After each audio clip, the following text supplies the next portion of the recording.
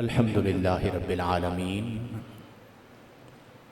خالق السماوات والارضین والصلاة والسلام علی من کان نبیا وآدم بین الماء والطین اجمل الاجملین اکمل الاکملین سیدنا ومولانا ومأوانا وملجانا محمد صلی اللہ علیہ وآلہ واصحابہ واہل بیتہ اجمعین۔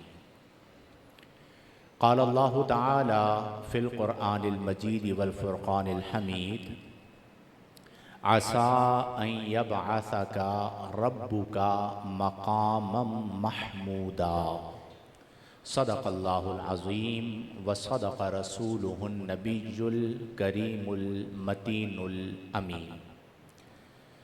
حمد و صلاۃ کے بعد انتہائی واجب الاحترام حاضرین کرام، آج کی رات وہ عظیم رات ہے کہ جس رات میں اللہ نے ہمیں اپنے محبوب کو عطا فرمایا، یعنی شب ولادت مصطفیٰ کریم صلی اللہ علیہ وسلم۔ زندگی میں بہت ساری نعمتیں اللہ ہمیں عطا فرماتا ہے، ان تمام نعمتوں میں اگر ہم سے پوچھا جائے کہ سب سے عظیم نعمت کون سی ہے، سب سے عظیم نعمت کون سی ہے، تو ہم کہیں گے کہ ہماری سب سے عظیم نعمت ہے نعمت اسلام۔ سب سے عظیم نعمت کیا ہے؟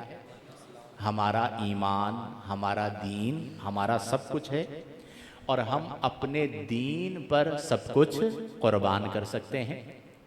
قربان جائیں میرے اور آپ کے آقا کریم کی عظمت پر کہ اللہ نے ہمارے آقا کو ہمارے ایمان کی بھی جان بنایا ہے۔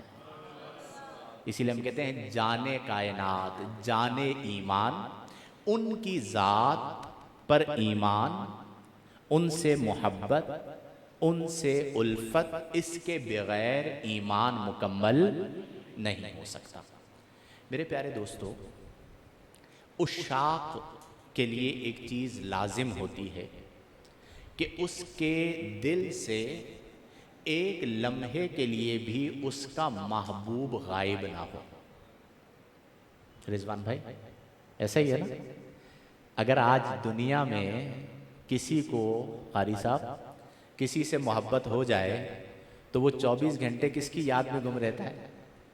اپنے محبوب کی یاد میں۔ کوئی میسج آیا نہیں آیا، اس نے اسٹیٹس دیکھا نہیں دیکھا، میرا میسج سین ہوا یا نہیں ہوا۔ وہ عاشق ہی کیا کہ جس کے دل سے استحضار محبوب ختم ہو جائے۔ یہ تو مجازی محبت کی بات ہے، ہم سب تو وہ خوش نصیب ہیں کہ جو محبوب بھی محبوب خدا رکھتے ہیں۔ اور آپ دیکھیں کہ یہ کتنی عظیم نعمت ہے کہ اللہ تعالیٰ احسان نہیں جتاتا، بلکہ اللہ تعالیٰ احسان جتانے سے منع فرماتا ہے۔ قرآن میں اللہ نے فرمایا نا، لا تبطلوا صدقاتکم بالمن والاذی، کہ تم اپنے صدقات کو باطل نہ کرو، یعنی ضائع نہ کرو، بالمن احسان جتا کر، والاذی اور اذیت پہنچا کر۔ یعنی اگر کسی پر آپ نے احسان کیا ہے تو احسان نہ جتاؤ۔ اللہ احسان جتانے سے منع فرماتا ہے، اور بڑی بڑی نعمتیں دیں، اللہ نے احسان نہیں جتایا۔ لیکن ایک نعمت، اتنی بڑی نعمت ہے کہ اللہ تعالیٰ نے اس نعمت کو دینے پر احسان جتایا، اس نعمت کو دینے پر احسان جتایا اور فرمایا کہ لَقَدْ مَنَّ اللَّهُ عَلَى الْمُؤْمِنِينَ، تحقیق اللہ نے ایمان والوں پر یہ احسان فرمایا۔ اپنے احسان کو ذکر فرمایا کہ اللہ نے ایمان والوں پر یہ احسان فرمایا کہ اِذْ بَعَثَ فِيهِمْ رَسُولًا، کہ ان میں اپنے رسول کو مبعوث فرمایا۔ اب آپ سوچئے میرے پیارے دوستو کہ کتنی عظیم نعمت ہے کہ اللہ نے فرمایا میں نے تم پر یہ احسان کیا ہے کہ تمہیں اپنا محبوب عطا فرمایا، ورنہ امتیں تو بہت تھیں، وہ امت تھی، ہم خیر الامم ہوئے، امتوں میں بہترین امت ہوئے۔ کیوں ہم بہترین ہوئے؟ ہمیں کوئی سرخاب کے پر لگے ہیں؟ ٹھیک ہے، ہم کیوں بہترین ہوئے؟ وہ بھی اللہ کے بندے، ہم بھی اللہ کے بندے، وہ بھی کسی نہ کسی نبی کے امتی، ہم بھی کسی نہ کسی نبی کے، بلکہ ہم محبوب خدا کے امتی، نبی کے امتی، رسول کے امتی، وہ بھی امتی، ہم بھی امتی۔ لیکن وہ امت اور ہمیں اللہ نے فرمایا خیر الامم، تم ساری امتوں میں بہترین امت ہو۔ فرق کیا ہے؟ وجہ فرق کیا ہے؟ سبب کیا ہے؟ سبب یہ ہے کہ انہیں اللہ نے اپنا نبی، اپنا رسول عطا فرمایا تھا، ہمیں اللہ نے اپنا محبوب عطا فرمایا ہے۔ یعنی ہماری جو نسبت ہے وہ ذات مصطفیٰ کے ساتھ ہے، تو اس نسبت کی وجہ سے اللہ نے ہمیں امتوں میں سب سے افضل امت بنا دیا۔ تو میرے پیارے دوستو، آج کی شب خوشی کی شب ہے، مسرت کی شب ہے۔ کل کا دن خوشی کا دن ہے، مسرت کا دن ہے کہ اس دن ہمارے آقا کریم کی ولادت مبارک ہوئی ہے۔ ٹھیک ہے، وہ عربی کے اندر ایک جملہ میں پڑھ رہا تھا آج شام کو کہ آپ میلاد مناتے ہیں تو میلاد منانے کی دلیل کیا ہے؟ میلاد منانا کہاں سے ثابت ہے؟ تو کسی نے کہا، بڑا اچھا کہا، انہوں نے کہا الاحتفال بالمولد النبی لا يحتاج الى حدیث صحیح بل يحتاج الى قلب صحیح۔ بھئی اگر حدیث صحیح کی بات کرتے ہو تو صحیح مسلم کی حدیث ہے کہ آقا کریم سے پوچھا گیا سئل عن صوم یوم الاثنین، کہ آپ ہر پیر کو روزہ رکھتے ہیں، ہر پیر کو روزہ رکھنے کا سبب کیا ہے، وجہ کیا ہے؟ تو آقا کریم نے فرمایا ذاک یوم ولدت فیہ، یہ صحیح حدیث مبارکہ صحیح مسلم کی، فرمایا ذاک یوم، یہ وہ دن ہے ولدت فیہ جس دن میری ولادت ہوئی ہے۔ تو حدیث صحیح کی ضرورت نہیں، حدیث صحیح تو موجود ہے، پھر کس کی ضرورت ہے؟ فرمایا بل یحتاج الی قلب صحیح، اس کے لیے قلب صحیح کی ضرورت ہے۔ کس کی ضرورت ہے؟ قلب صحیح کی، کہ قلب صحیح ہوگا تو بندہ آقا کے میلاد کو منائے گا اور اپنے لیے ذریعہ نجات سمجھے گا، اور انشاءاللہ اس ذکر کے برکت سے اللہ تعالیٰ اسے نجات بھی عطا فرمائے گا۔ جو آیہ مبارکہ میں نے آپ کے سامنے پڑھی میرے دوستو، اس آیہ مبارکہ میں اللہ نے فرمایا کہ اے محبوب عسا ان قریب، کب؟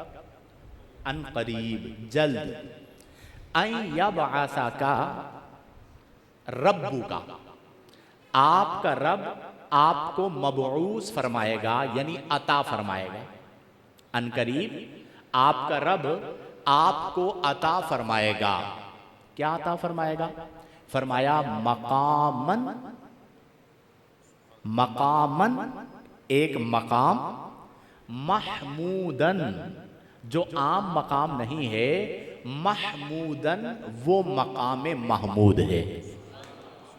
کیا عطا فرمائے گا؟ مقام محمود عطا فرمائے گا۔ سئل عنہا، حدیث مبارکہ میں نبی کریم صلی اللہ علیہ وسلم سے پوچھا گیا کہ یا رسول اللہ صلی اللہ علیہ وسلم یہ مقام محمود کیا ہے جس پر آپ جلوہ گر ہوں گے، آپ کا رب آپ کو عطا فرمائے گا، وہ کیا ہے؟ تو فرمایا ہی الشفاعہ۔ کیا فرمایا؟ ہی الشفاعہ، وہ مقام محمود مقام شفاعت ہے جس پر اللہ مجھے فائز فرمائے گا اور میں اپنے امتیوں کی شفاعت فرماؤں گا۔ اور پھر دوسرے مقام پر اللہ نے فرمایا، اسی لیے تو میں وہ اکثر ایک شعر میرا بڑا پسندیدہ ہے اعلیٰ حضرت کا، کہ ان کے نثار کوئی، ان کے نثار کوئی کیسے ہی رنج میں ہو، رئیس المدینہ، ان کے نثار کوئی کیسے ہی رنج میں ہو. بھائی زندگی میں رنج آتے نہیں آتے قاری صاحب؟ بولیے اونچی آواز. وہ کہا ہے نا کہ دنیا والے تو درد دیتے ہیں. کیا کرتے ہیں؟ بولیں ذرا اونچی آواز سے. آپ کو نہیں ملا دنیا والوں سے درد؟ ہر بندہ اپنے آپ کو دیکھے کہ کہاں کہاں سے درد ملا. اچھا جو جتنا اوپر جاتا ہے نا اس کا درد اتنا بڑھتا چلا جاتا ہے. میرے بعض لوگ مجھے شکایت کرتے ہیں یہ ہو گیا یہ ہو گیا یہ ہو گیا. تو میں انہیں کہتا ہوں بیٹا اللہ نے منصب دیا ہے تو درد تو ملے گا. جتنا درد کو برداشت کرو گے اتنی شان بڑھتی چلی جائے گی. تو دنیا والوں کا کام درد دینا ہے. دنیا والے تو درد دیتے ہیں, درد دل کی دوا مدینہ ہے. ٹھیک ہے, تو مدینے سے تعلق جوڑیں گے نا پھر آپ کو درد بھی نہیں لگے گا. مجھے ایسا لگتا ہے ہمارے معاشرے کا حال یہ ہو چکا ہے کہ بعض اوقات سہیل بھائی اللہ معاف کر دیتا ہے. کون معاف کر دیتا ہے؟ بولے اونچی آواز سے. اور بندے, یہ حال ہے ہمارا. آج کی رات عظیم رات ہے, ربیع الاول کا موقع تھا. مجھے اس لیے ہوئی کہ سارے کام چھوڑ کر اس چیز کے اندر لگ گئے. اچھا بالفرض کسی سے کوئی غلطی ہوئی ہے, آپ مجھے بتائیے کہ اس کی اصلاح آپ لوگ کریں گے یا علماء کریں گے؟ حمزہ کس کا ذمہ ہے اصلاح کرنے کا؟ آپ لوگوں کے اوپر چھوڑا جائے گا تو گریبان ہی پکڑے گا ایک دوسرے کے. ٹھیک ہے, مارنے مرنے پہ ٹل جائیں گے. ختم نبوت ایک سینسیٹیو ہے اور ایک بندہ وضاحت کر رہا ہے. اور میں یہ بھی ضرور کہتا ہوں کہ بیان میں احتیاط برتنی چاہیے. نااہل کو مائک نہیں دینا چاہیے, میں یہ بھی کہتا ہوں. ٹھیک ہے, ایک عالم میں اور ایک مبلغ میں فرق ہوتا ہے, میں یہ بھی کہتا ہوں. ٹھیک ہے, اصل جو ذمہ ہے دین کو آگے بڑھانے کا وہ علماء کا ہے. لیکن اگر کسی سے سبقت لسانی ہو جائے, وہ معذرت کر لے, معافی مانگ لے, تو کیا ہمیں اس کے ساتھ شدت کرنی چاہیے؟ یہ رویہ میں بالکل پسند نہیں کرتا کہ بھئی آپ کی بنتی نہیں ہے, آپ کو موقع لگے تو آپ صرف ڈال کے دھو دے اور آپ کا میں اگلے پچھلے حساب جو ہے وہ برابر کر دوں گا. تو یہ افسوسناک ہے. جو بھی دین کا کام کر رہا ہے وہ ہمارے سر آنکھوں پر ہے. وہ ہمارے کس پر ہے؟ آپ پیار بانٹیں, آپ محبت بانٹیں. یہ نفرتوں کا موقع نہیں ہے, یہ محبتوں کا موقع ہے. ہم جن آقا کا میلاد منا رہے ہیں ان کی عادت کریمہ کیا تھی؟ آقا کریم صلی اللہ علیہ وسلم نے, بلکہ تعلیم مصطفیٰ کیا تھی؟ آپ نے فرمایا بشرو. کیا فرمایا؟ اب یہ میں آپ کو فرمان بتا رہا ہوں رسول اللہ کا. اور کچھ لوگ جو آپ کو ذہن میں نفرت ڈالتے ہیں, اب آپ نے فیصلہ کرنا ہے کہ میں نے اس کی بات سننی ہے, اللہ کے رسول کی بات سننی ہے. تو رسول اللہ صلی اللہ علیہ وسلم فرماتے ہیں بشرو, محبتیں بانٹو. بولیے اونچی آواز سے, کیا بانٹو؟ ذرا اونچی آواز سے بولیں. محبتیں بانٹو, بشارتیں عام کرو. ولا تنفرو, اللہ کے رسول فرما رہے ہیں لا تنفرو, نفرتیں مت بانٹو. یسرو, آسانیاں پیدا کرو. ولا تعسرو, اور مشکلات پیدا نہ کرو. جب اللہ کے رسول نے فرمایا کہ محبتیں بانٹو تو ہم سب نے کیا بانٹنی ہے انشاءاللہ؟ بولیں اونچی آواز سے. اپنوں کے لیے تو ہوتی ہی ہے. اپنا پیر بھائی آ گیا قاری صاحب, تو اس کے لیے تو خاص دل میں کہ یہ تو میرا پیر بھائی ہے. مثلا میں قادری ہوں, اب کوئی قادری آ گیا تو میں کہوں گا آئیے حضرت یہاں میرے برابر میں بیٹھیے. اور اگر قادری کی جگہ پہ کوئی نقش بندی آ گیا, کون آ گیا؟ تو نقش بندی جب آیا تو اس نقش بندی کے لیے بھی رسپیکٹ ہونی چاہیے نہیں ہونی چاہیے؟ بولیں ذرا اونچی آواز سے. سہروردی کے لیے, شاذلی کے لیے, رفائی کے لیے, سب کے لیے ہونی چاہیے نا, جو بھی امتی ہے. یہ جو ہم نے تخصیصات کر دی ہیں ہم نے اسے ختم کرنا ہے. جو بھی میرے آقا کا عاشق ہے, عاشق رسول ہے, میرے آقا کا امتی ہے, میرا کام یہ ہے کہ میں اس کے ساتھ محبت سے پیش آؤں گا. ٹھیک ہے, تو اپنے دل کو وسیع کریں اور اپنے دل میں محبتوں کو بیدار کریں اور نسبت رسول کریم صلی اللہ علیہ وآلہ وسلم کا پاس رکھیں اور ادب و احترام. میں اس پر بہت زور دیتا ہوں. جیسے ابھی آج کی رات ہے, مختلف محافل ہیں, آپ نے بھی جانا ہوگا. پھر کل کیا ہے؟ بولیں ذرا اونچی آواز سے. جلوس. بولیے اونچی آواز سے. اب جلوس میں آپ نے جانا ہے تو آپ جب جلوس میں جا رہے ہیں, کن کی آمد پر یہ جلوس نکالا جا رہا ہے؟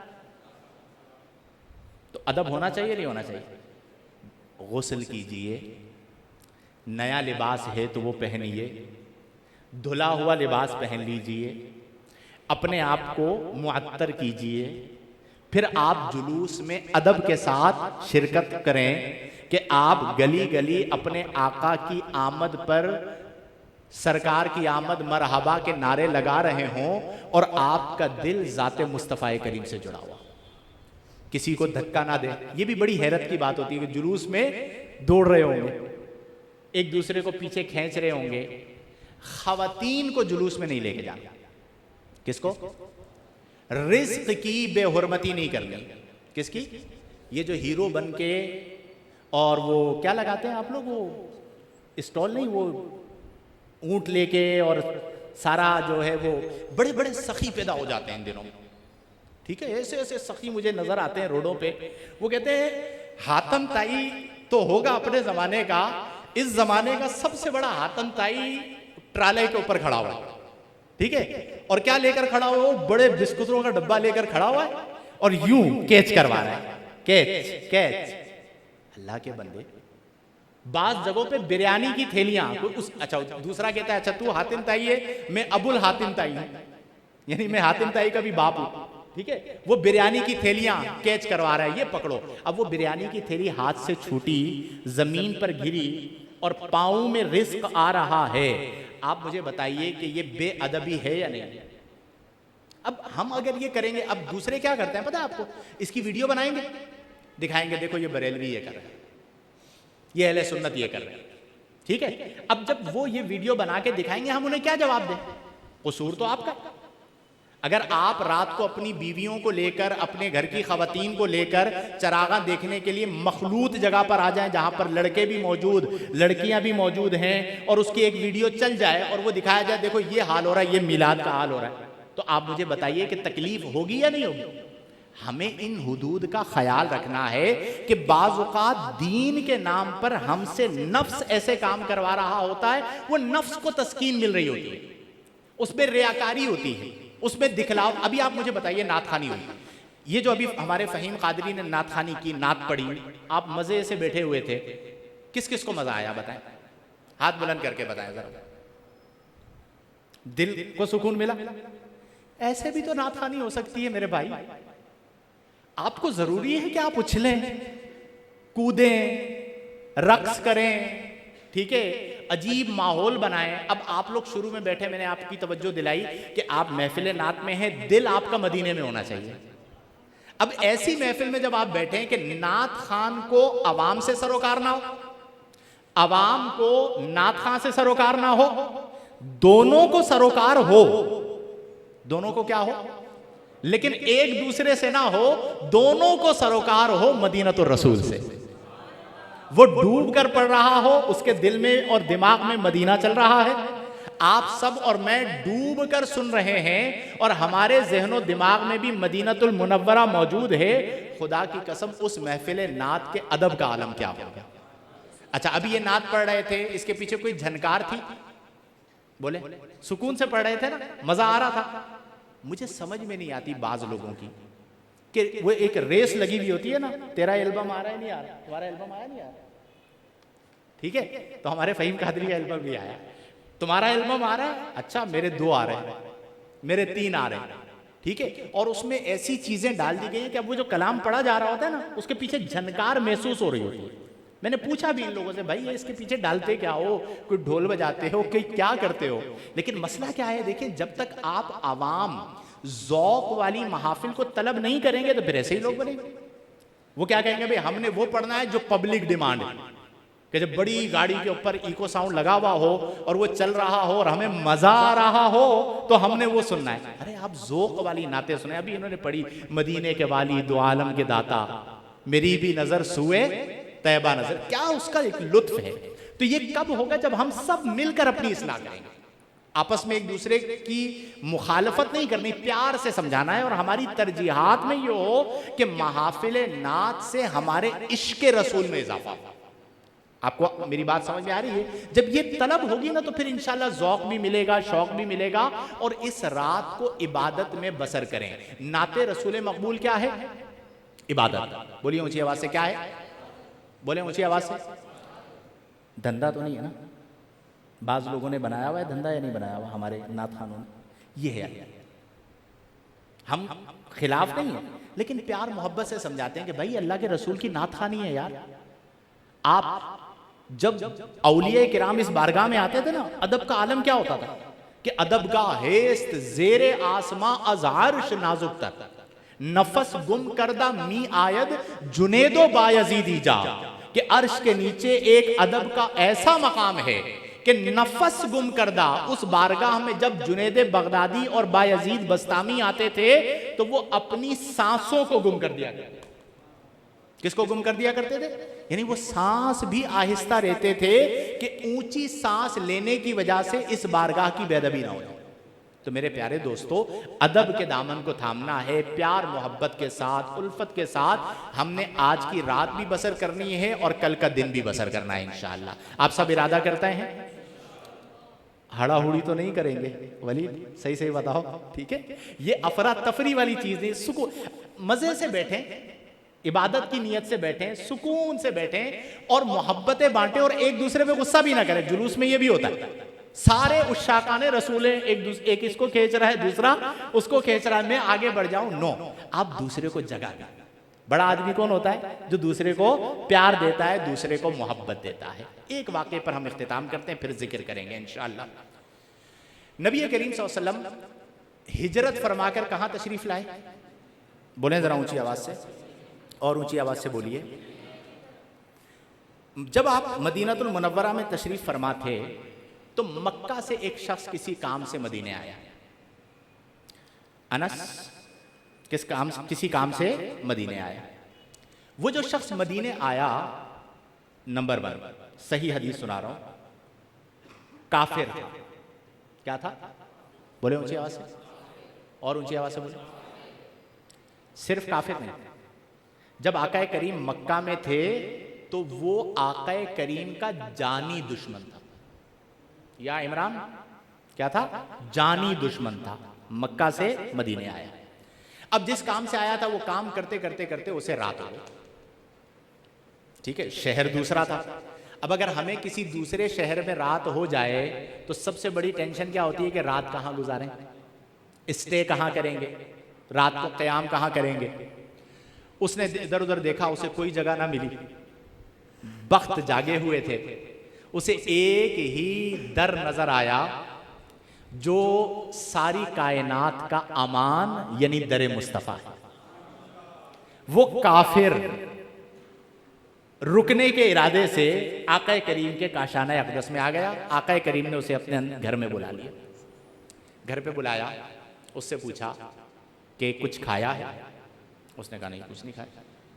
بھوک لگی ہے؟ کہا بھوک بھی لگی ہے. آقا کریم نے کہا بیٹھو میں لے کر آتا ہوں. نبی کریم گئے. گھر پہ کچھ اور کھانے کو نہ تھا، بکریاں تھیں.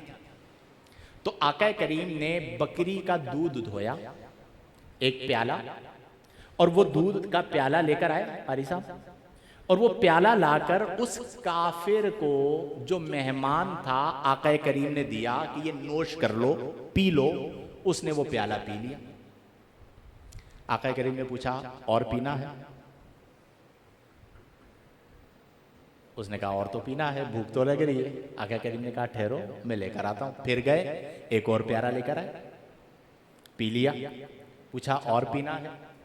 عرض کی جی بھوک تو لگی ہے. تیسرا پیالہ لے کر آئے. روایت میں آتا ہے نبی کریم نے 7 ہی پیالے دودھ نکلا. اور ایک حدیث کے اندر وہ کافر تھا. نبی کریم نے فرمایا کہ کافر 7 آنتوں سے کھاتا ہے، مومن 1 آنت سے کھاتا ہے. یہ حدیث بھی موجود ہے. اس نے 7 پیالے پی لیے. اس کے بعد اس نے کہا کہ اب ٹھیک ہے. نبی کریم نے انہیں ٹھہرایا اور اس دودھ کے علاوہ گھر میں اور کچھ بھی نہ تھا. ازواج مطہرات نے بھی فاقہ کیا، نبی کریم صلی اللہ علیہ وسلم نے بھی فاقہ فرمایا اور آرام سے آرام فرما ہو گئے اور اس کافر کو بھی سونے کے لیے وقت دے دیا. پوری رات وہ سویا. صبح اٹھا. جب صبح اٹھا تو اس کا بخت جاگا، متاثر ہو چکا تھا. اس نے کہا میں تو دشمن تھا اور میں کافر ہوں. انہوں نے تبلیغ بھی نہیں کی، یہ بھی نہیں کہا کہ پہلے کلمہ پڑھو پھر دودھ دوں گا، ٹھیک ہے، کوئی تبلیغ نہیں کی، کوئی بات نہیں کی، ٹھہرایا اور ایسی مہمان نوازی کی۔ جب صبح آقا کریم تشریف لائے تو اس نے آقا کریم کو دیکھا اور دیکھ کر کہا یا محمد صلی اللہ علیہ وسلم، رات کو آپ نے مجھے دودھ پلایا ہے، اب مجھے کلمہ پڑھا کر میرے سینے کو نور اسلام سے منور کر دیجئے۔ آقا کریم نے کلمہ پڑھایا، وہ مسلمان ہو کر اب صحابی ہو گئے۔ کیا ہو گئے؟ رات کو کافر تھا تو کتنے پیالے پیے تھے؟ اب صحابی ہو گئے۔ نبی کریم پھر ان کے لیے گئے، دودھ آ چکا تھا بکریوں میں، تو آپ نے پھر ایک پیالہ دودھ کا نکالا اور اسے دیا۔ اس نے پھر ایک پیالہ نوش کیا۔ آقا کریم نے فرمایا کہ اور پینا ہے؟ اب اس نے کہا کہ نہیں، ایک سے سیر ہو گیا ہوں، ایک پیالے سے اب کیا ہو گئے؟ صحابی ہو چکے ہیں۔ میرے پیارے دوستو، یہ ہیں وَإِنَّكَ لَعَلَىٰ خُلُقٍ عَظِيمٍ کہ آقا کریم کو اللہ نے خلق عظیم کے منصب پر فائز کیا کہ تیرے خلق کو حق نے عظیم کہا، تیری خلق کو حق نے جمیل کیا، کوئی تجھ سا ہوا ہے نہ ہوگا شہا، تیرے خالق حسن و ادا کی قسم۔ نبی کریم کے اخلاق تو یہ تھے کہ آپ نے کافر کو اپنے گھر میں پناہ دی اور دودھ پلایا۔ ہم اپنے سگے بھائی کو پناہ دیتے ہیں گھر میں؟ اب تو مسجدیں بڑھ چکی ہیں، ٹھیک ہے، صحیح العقیدہ لوگوں میں مسجدیں بڑھ چکی ہیں کہ جی یہ مثال کے طور پر یہ نور مسجد والا ہے، ٹھیک ہے، یا یہ میمن مسجد والا ہے، یا یہ بہار شریعت والا ہے، یہ دعوت اسلامی والا ہے، ٹھیک ہے، یہ جے یو پی والا ہے، ٹھیک ہے، یہ فلاں والا ہے، تو اس کی انٹری اور اس کا درس قرآن ہماری مسجد میں نہیں ہونا چاہیے۔ آپ سوچئے ایک لمحے کے لیے، آپ تصور کریں کہ میرے آقا کے اخلاق تو یہ تھے کہ انہوں نے کافر کو گھر میں جگا دیا۔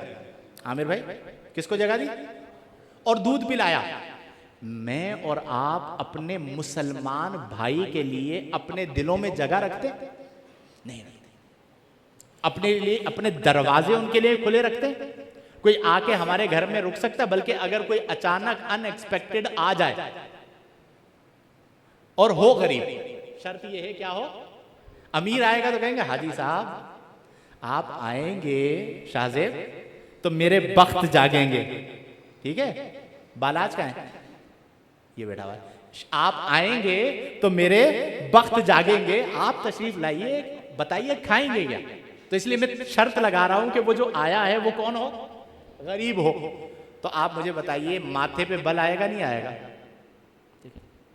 اور کوئی بدتمیز قسم کا ہوگا تو وہ ڈائریکٹ ہی پوچھے گا کیسے آنا ہوا، ٹھیک ہے، اور اس کا فلسفہ اس کے لیے شاید یہی ہو کہ کھانا آپ کھا کے آئے ہوں گے، چائے آپ پیتے نہیں ہیں، پانی لے کر آؤ آپ کے لیے دروازے پہ۔ اللہ کی پناہ، ہم نے اخلاق میں اپنے آپ کو اتنا گرا دیا، یہ چیز زیب نہیں دیتی، ٹھیک ہے۔ ہمارا مزاج یہ ہونا چاہیے، اس بات پر اختتام کرتے ہیں، ہمارا مزاج یہ ہونا چاہیے کہ ہم آقا کے امتی کو کہیں کہ دیکھتا ہوں تو کتنی جفا کرتا ہے۔ کیا کرتا ہے؟ بے وفائی۔ تو جفا کر، میں دیکھتا ہوں تو کتنی جفا کرتا ہے، اور تو دیکھ میں آقا کا ادنا سا غلام ہوں، میں اس نسبت کی وجہ سے تجھ سے کتنی وفا کرتا ہوں۔ زندگی سال ہو جائے گی، آپ کو غصہ ہی نہیں آئے گا، آپ کو دشمن پر بھی پیار آئے گا، وہ جفا کر رہا ہوگا، آپ اس کی غیر موجودگی میں اس کے لیے دعا کر رہے ہوں گے، تو معاشرے کے اندر محبتیں عام ہوں گی، چاہتیں عام ہوں گی اور الفتیں عام ہوں گی۔ تو میرے پیارے دوستو، اس ذوق کو، اس شوق کو قائم و دائم رکھیں اور کوشش یہ کریں کہ روزانہ نبی کریم کی ذات پر درود پاک پڑھ کر سوئیں۔ عین ممکن ہے کہ آج ہم درود پڑھ کر سوئیں اور ہمارے آقا کریم ہمیں اپنا دیدار کروا دیں۔ تو میں ہمارا جو درود پاک ہے اکثر جمعے میں ہمارے فہیم بھائی پڑھتے ہیں، وہ درود پاک ہم سب مل کر پڑھتے ہیں۔ آپ بھی آنکھیں بند کر کے اس درود میں شامل ہو جائیں تاکہ آج کی اس محفل میں برکت درود بھی ہم سب کو حاصل ہو جائے، لیکن ذوق کے ساتھ پڑھیے گا۔ اس درود کا معنی کیا ہے؟ سیدنا، ہمارے سردار، کریم، کرم کرنے والے ہیں، صلی اللہ علیہ وسلم، ٹھیک ہے۔ تو اب آپ نے کرم کو طلب کرنا ہے، ٹھیک ہے، کہ آقا ہم آپ کی بارگاہ میں آئے ہیں، آپ کی ولادت کی رات ہے، ہم پر اپنا کرم فرما دیجئے۔